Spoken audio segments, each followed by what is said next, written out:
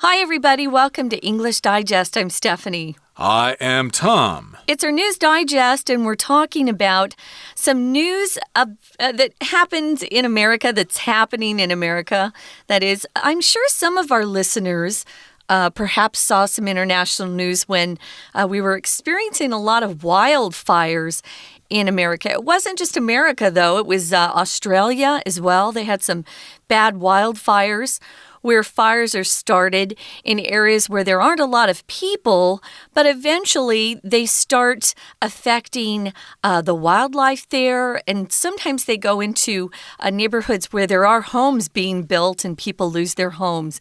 It's really sad. It is, and so therefore we think that we have plenty of wildfires. We don't need any more, but it would probably be very unusual to hear that some people are actually thinking of starting fires on purpose. And yes, indeed, sometimes fires are necessary to kill off old growth and things like that, and make seeds pop open or something like that. There is this natural reaction to lightning fires and stuff like that. And so we've got some Indigenous tribes in North America who want to have their traditional fires, and the U.S. government is going to help them restore those traditional burns or those traditional fires that they set on purpose for centuries. Yeah, we call them controlled burns, and I know, for instance, in California, because I followed this story, I have friends there in California, their government there had decided they weren't going to have any more controlled burns, which actually led to the bigger fires later on. So I think it's a good thing to go ahead and have controlled burns where things don't get so big that nobody can put them out, or our poor firefighters are killed fighting those awful wildfires. They get really big. So we're going to talk about how the government is working together with Indigenous tribes to actually restore some of their old traditional burns. This is just a one-day lesson, so let's get started. We're going to read through and then we'll be back.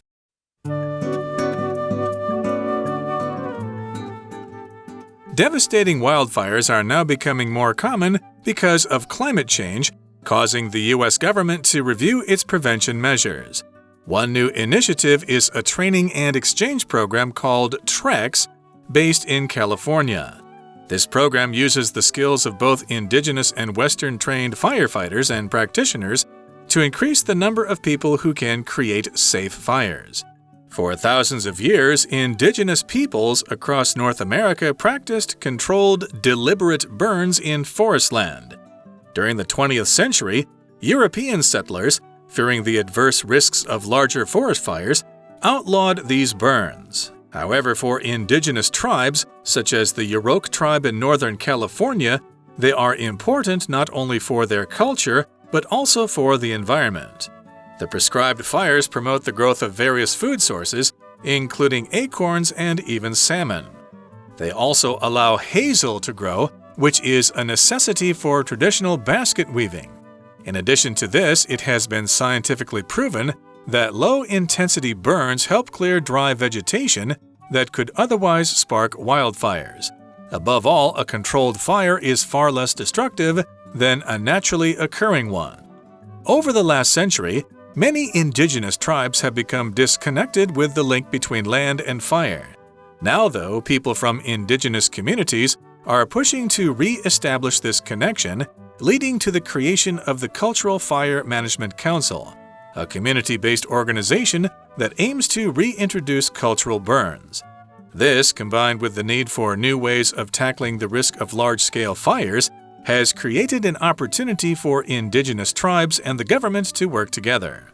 There are hurdles to overcome before traditional burns can become an important tool in the fight against disastrous forest fires, such as whether enough people can be trained to perform them. Now, however, there is hope that a significant part of many Indigenous cultures will be restored and the destruction caused by wildfires can be limited. Let's take a look at the title first, guys. Why the U.S. government is helping Indigenous tribes to restore traditional burns. We have indigenous tribes here in Taiwan, so I'm sure you're all familiar with that. The Atayal is one example of an indigenous tribe. Indigenous just means groups of people that were here naturally or were originally from this particular place. I'm sure most people have come from other places, but we now have groups of people that we declare as being indigenous to a particular country. So this is in America, and for the most part, we're going to be focused on the state of California, which is on the west coast of the United States. Okay, so yes, we're talking about why the U.S. government is helping these indigenous tribes. We're not asking that question. You could ask that question. Why is the U.S. government helping indigenous tribes? Well, we're going to tell you why the U.S. government is helping indigenous tribes. And again, they want to restore traditional burns. We're not talking about burns that you get from touching something hot. In this particular case, it's a special usage. It is referring to a controlled fire. Now, here in the first paragraph, it says, devastating wildfires are now becoming more common because of climate change, causing the U.S. government to review its prevention measures. So, of course, we all have heard about these wildfires, and they are devastating, which means they cause a lot of damage. And, of course, lots of areas in the U.S. and other parts of the world have been devastated by wildfires. They have been greatly damaged by them. They sure have. Now, we're going to be talking about some prevention measures. If you want to prevent something from happening, you might get together and come up with a plan or a strategy, a measure. We often use that word measure or initiative to talk about plans that groups of people come up with, especially government folks who are serving in government positions. So one new initiative is a training and exchange program called TREX, and that's based in California. We kind of have an unspoken rule in English. If there's an acronym, which is taking the first letter of each word and putting them together, if it's possible to pronounce as a word or at least sound it out, then we'll go ahead and say it as one word, like NASA or TREX here. It's got a vowel that we can use. If it doesn't, then we'll spell it out like you guys do. I know you guys love to 拼出来 stuff, but our unspoken rule is if we can say it as a word, we will, because it's faster. And we like to speak faster rather than spelling things out. So initiative, you guys probably know this word as being a word that says somebody has that ability to start things on their own. They're kind of a self-propelled worker, somebody who doesn't need a lot of people telling them what to do. They have a lot of initiative. They have that power or ability to act on their own or take charge. We love people who have initiative if you're a boss. This is being used, though, in a different way. It's just a strategy that people are coming up with to sort of fix a problem or to resolve a difficult situation or improve a situation. So this exchange and training program is called TREX, and again, it's based in California. And again, this program uses the skills of both indigenous and Western-trained firefighters and practitioners to increase the number of people who can create safe fires. So people are working together. We've got indigenous people and we've got Western-trained firefighters, at least people trained in the Western way of fighting fires. And a practitioner, of course, is somebody who is an expert or a specialist in a particular field. You might be a nurse practitioner, for example. In this particular case, we're talking about skilled firefighters, people who know about fires and plants and things like that.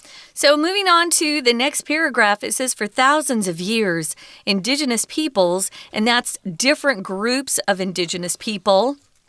We'll make it plural when we're talking about completely separate indigenous tribes. These peoples across North America practice controlled, deliberate burns in forest land. A land that include a lot of trees is forest or forest land. Deliberate means you did something on purpose. It wasn't accidental. Another word you could use is intentional. deliberate, intentional, not accidental or unplanned, or spontaneous. Spontaneous means you didn't plan it either. So they used to do this for thousands of years. So they were used to it. But during the 20th century, the 1900s, European settlers, fearing the adverse risk of larger forest fires, outlawed or made them illegal. They outlawed these burns that they had been practicing for thousands of years. They probably knew a lot more than the European settlers, but, the European settlers thought they knew more than those indigenous tribes. So if you fear something, you're afraid of it. And here they were afraid of big or larger forest fires breaking out. Adverse or adverse, you can pronounce it either way, just means bad. I know this word because I used to work for Pfizer, a drug company, and people who were enrolled in our clinical studies sometimes had adverse events, bad reactions. So when you see that adverse or adverse, it just means bad. Think of something that is harmful or unfavorable, something that you want to avoid. Right, so they were afraid that forest fires would cause trouble, they would cause damage, so they outlawed these burns. They said, you guys can't do that anymore because, hey, fires can cause damage. They'll burn down our log cabins and stuff like that. So they were outlawed. That means they were made against the law. However, for indigenous tribes, such as the Yurok tribe in Northern California, they are important not only for their culture, but also for the environment. So these tribes have been living there for thousands of years, and they got to know the land pretty well, and they realized that those fires were necessary, and they were necessary for a couple of reasons, not only for their culture and ceremonies and stuff like that, but they were also necessary for the environment. And as we mentioned earlier in the program, sometimes controlled fires are useful for the preservation of trees and things like that. Okay, that brings us to the midway point in today's lesson. Let's take a break right now and listen to our Chinese teacher. 大家好，我是派老师。今天讲解的是5月份5月16号 Unit 9 Why the U.S. government is helping indigenous tribes to restore traditional burns. 这是一篇新闻英文，内容提到森林大火的防范。说到森林大火，老师脑海中浮现一幕幕惊心动魄的景象。干枯的林地里星火燎原，原本林木参天，山林变成一片火海。野生鸟兽嚎叫悲鸣，惊惶逃生。然而，森林大火并不是现代社会独有的问题。自古以来，有山林的地方就有助人无情、大火夺命的可能。有些原住民习惯与山林共处，传承了先民的智慧，会用焚林来解决无法控制森林大火的问题。这样子做可以避免大规模失控的火灾。好，我们现在一起来看看学习重点。请看第一段的第一句 Devastating wildfires 一直到 its prevention measures。请同学特别注意到这里的 review 这个单字。review 这个动词，这里表示美国政府他们在评估自己预防森林大火的措施。这 review 的意思比较像是 assess, A-S-S-E-S-S， 所以整句话的意思是说，由于气候变迁、致灾性的火灾、野火变得越来越常见，促使美国政府检讨防灾措施。那这样子的防灾措施，在加州呢叫做 TREX, T-R-E-X， 是培训交流计划。再来，请同学看到第二段第一句 For thousands of years 这一句，请同学看到逗点之后的主要动词，在 practiced 后面还有一个动词是 controlled。好，这里 controlled 是过去分词，当作形容词修饰后面的 burns 烧林这件事情，表示呢这样子的烧林是受到控制的。再来，请同学看到第二个句子。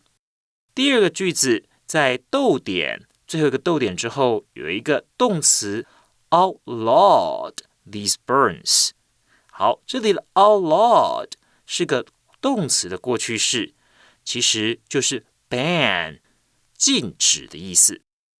We're going to take a quick break. Stay tuned. We'll be right back.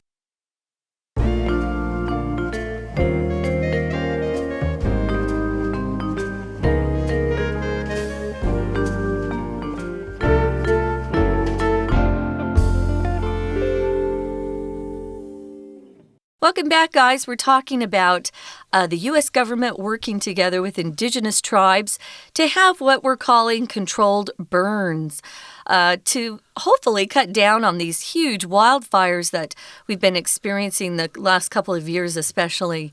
So we talked about how for thousands of years, indigenous peoples across North America, they used to have these deliberate controlled burns. They felt like it was helpful to the land and to the wildlife around there. But during the 20th century, European settlers that came from Europe, they were thinking, ooh, these look really scary and maybe that fire's going to get even bigger. So let's make them illegal. To outlaw something is to make it illegal. Outlaw here is being used as one word as an adjective. They were outlawed. You'll often hear this word if you're watching old-fashioned Western movies. Oh, he's an outlaw. If you're an outlaw in an old-fashioned Western movies, you are a bad guy. And you kill people and you probably rob people and do lots of bad things. He's an outlaw. We don't use that word today so much. Maybe someone's a mobster or he's a criminal, we'll say that. So they wanted to outlaw those traditional controlled burns.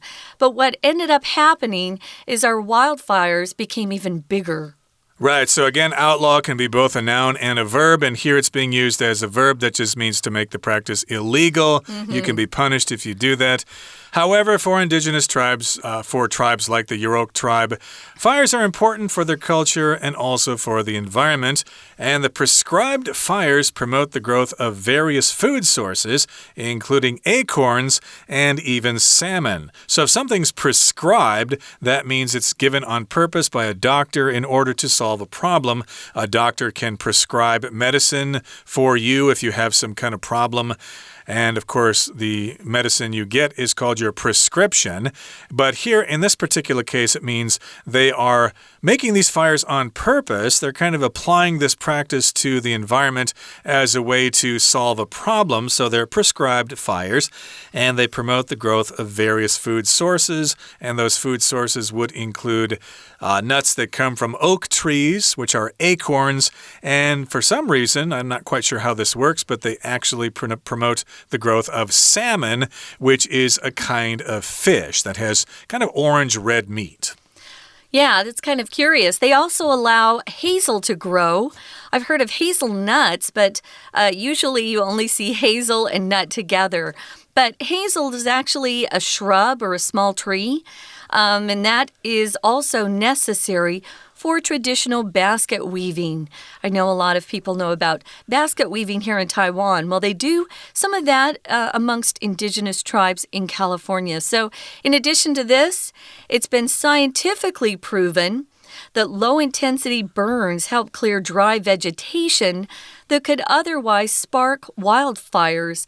Yeah, this has been known for a while, but yeah, we had people in government in California who thought they were smarter than this, and they decided not to have any of these low-intensity burns for years, which made the wildfires a problem over the last couple of years. So low intensity is just the degree of something, right? So if it's low intensity, it's not very high in degree. So a low-intensity burn would be kind of a small fire that doesn't get too hot. You might have a very intense job, or you might have an intense friend who gets really intense when she tells you something. So it's just the degree of something. Here we're talking about clearing dry vegetation. A lot of things die when there's a drought or not enough rain that gets to a particular area. And there are areas of California that are quite dry.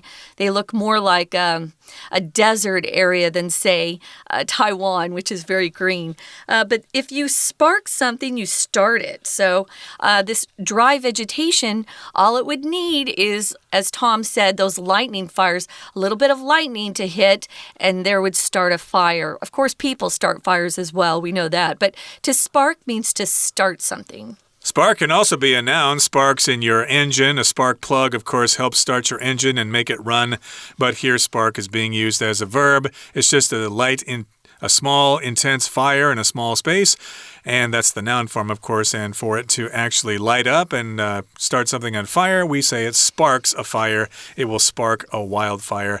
And above all, a controlled fire is far less destructive than a naturally occurring one. So it might be advisable to have a lot of small fires in order to prevent a large-scale fire, like those wildfires that burn down all those expensive homes and stuff like that. Indigenous tribes probably knew what they were doing. They had learned over thousands of years. Now, moving on now to the next century, it says, over the last century, many indigenous tribes have become disconnected with the link between land and fire. So, yes, over the last 100 years, lots of tribes, because of various laws and things like that, have lost their connection with the land and the fire. They're disconnected with the link or the connection between land and fire. Basically, they don't understand the relationship anymore, or they do understand it, but they can't really do anything about it.